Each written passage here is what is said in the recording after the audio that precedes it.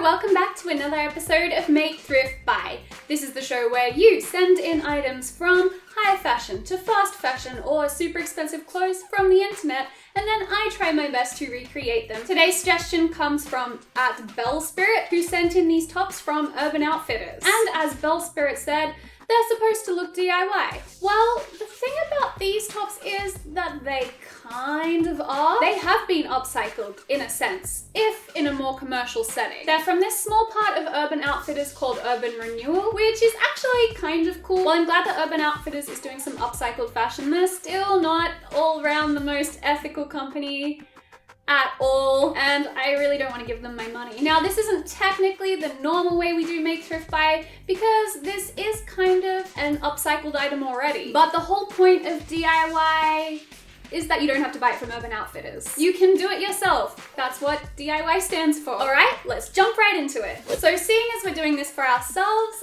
we can personalize the words on the collar to anything we want. And you all know me, I live to make puns. So the words that I'm going to go with are resting stitch face. Okay, so I'm jumping right in here to just mention, and this has absolutely nothing to do with sewing at all, but for some reason the Wikipedia page on resting face, also known as RBF, is surprisingly well referenced, and it's referred to as a phenomenon and has been studied by actual real psychologists. Anyway, I just found all this really amusing and it's worth a read some point. Anyway, here's a t-shirt that I thrifted for 50 cents to do this project on. Essentially, all I wanted to do was embroider resting stitch face around the neckline. And if you already know how to hand sew or how to embroider, this all might seem pretty easy and self-explanatory, but you can still stick around for the, I think, relaxing time lapse of me embroidering the whole thing. First, I opened up a Word document so that I could type out my phrase, count how many letters were in it, which was 19, and quickly make a table with 19 columns. I put one letter or a space in each column from the start to the end of my phrase. Then I halved 19, which is 9.5, meaning that the letter in the middle of the phrase is going to be the 10th letter with 9 letters on each side. I used this as a reference for the rest of the project to make sure my embroidered words would be centered around the collar. Then it was time to choose some colors. This whole box of embroidery threads is a hand-me-down from my mum, who got really into cross-stitching for a hot second there in the 80s, but she doesn't use them anymore, so they're mine now. I chose a couple of colors that I thought would go with the grey t-shirt. I ended up going with a black and a light pink so that I could do one word in a different color to make it stand out. Now, this next step is to make sure that the phrase will be centered. Of course, if you want a less precise look, you could skip this step. Using some chalk, I made a mark exactly in the center in the front of the collar of the t-shirt. And then, referencing back to my table from before, I drew 9 evenly spaced lines out from that mark on the right, and then I drew 9 evenly spaced lines out from the left. So now it's kind of like I have my table stretched out along the collar. First, I cut some embroidery thread to about the length of my forearm. I decided to thread my needle with all 6 smaller threads of the embroidery thread. As you can see here, embroidery threads are thicker than usual threads and made up of 6 smaller individual threads, and these can be separated into groups of 2 or 3 threads if you want. But I'm going to use all 6. I used a needle threader, which is this thing, to help me get this thick thread through an embroidery needle, left a tail dangling through the needle, and I tied a knot, 2 knots actually, in the other end. I cut the ends off from the knot, and now the thread is ready to go. Next, I grabbed an embroidery hoop. Now, this is what you don't want to do.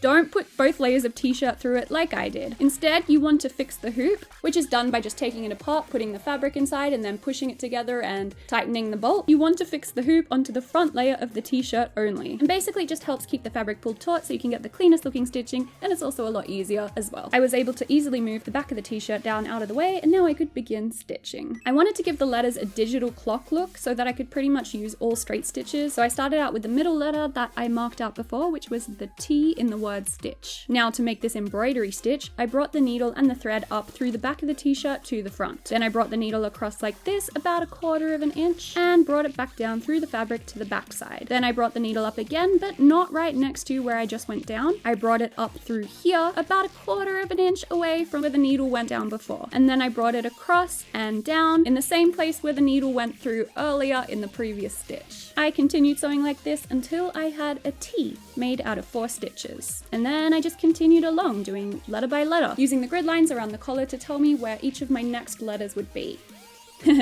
Tit. I'm going to make the middle word stitch stand out on the light grey of the t-shirt by sewing it with a black thread, while the other 2 words will stand out a little bit less on either side in the light pink thread. And the type of stitching that I'm doing here is mostly backstitch, as it's known in the embroidery world, and it's one of the simplest embroidery stitches. When the thread started getting really short, I would bring the needle and the thread through to the insides of the t-shirt and tie a couple of knots in the thread, then cut off the excess with some scissors like this. I also readjusted the embroidery hoop so that the part I was working on was more or less in the middle of the hoop.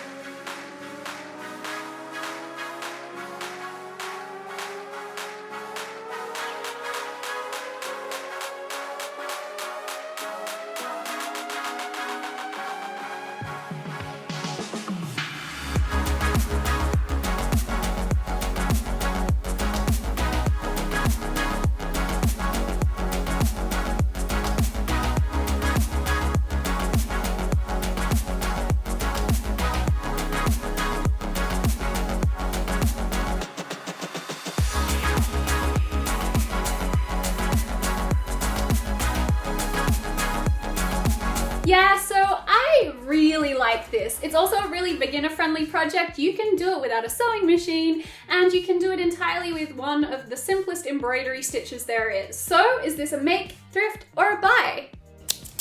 And you can also do it on an old or a thrifted t-shirt too for some bonus upcycling points. Okay, so I also wanted to announce that I'm going to be at Vidcon Australia in September. And I wanted to know if any of you guys are going. Also, if you can't afford tickets, but you live in Melbourne, which is where Vidcon is going to be, and you wanted to go, then I'm giving away tickets as well. So stick around for about a minute till the end of this video to learn how to enter. So while I'm at Vidcon, apart from just seeing me generally around and about, you'll also be able to come and listen to me speak on a panel about online video and mental health. Now, I feel quite qualified to speak on that panel as I'm currently in the process of, like today, switching antidepressants. I'm very loopy, I'm very dizzy, and for the past couple of months I've also had some really fun, super fun times with depression and anxiety. And also one of the major reasons for YouTube being my job, like what I do for money, is because of chronic health problems and mental illness. Anyway, as fun as that sounds, I do think it'll be really interesting. So come and see me talk about chronic and mental illness and probably see me cry as well. It will be super fun, I promise.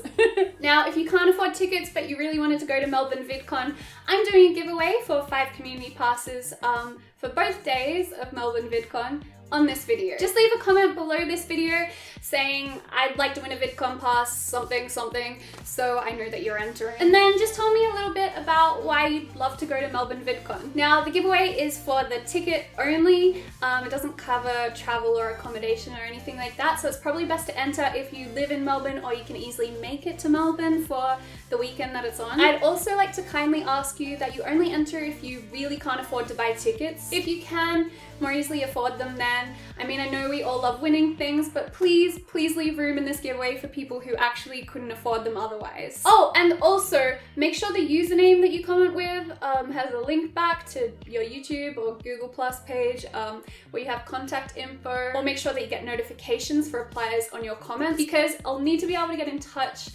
with you if you win. So I'm giving away 5 here on YouTube, but I'm also giving away another 3 on my Instagram. So if you enter here and on Instagram, then you've got 2 chances of winning. And I've also got 2 more that I'm giving away on my Patreon page. So if you're a patron as well, then you can enter 3 times. Okay, so that's it from me today. Thank you so much for watching. As always, tag me in photos with DIY Annika if you do try this project out. And I'll see you all next time. Bye! Thank you to all of my supporters on Patreon for making this video possible. To become my supporter, go to patreon.com/Annika Victoria.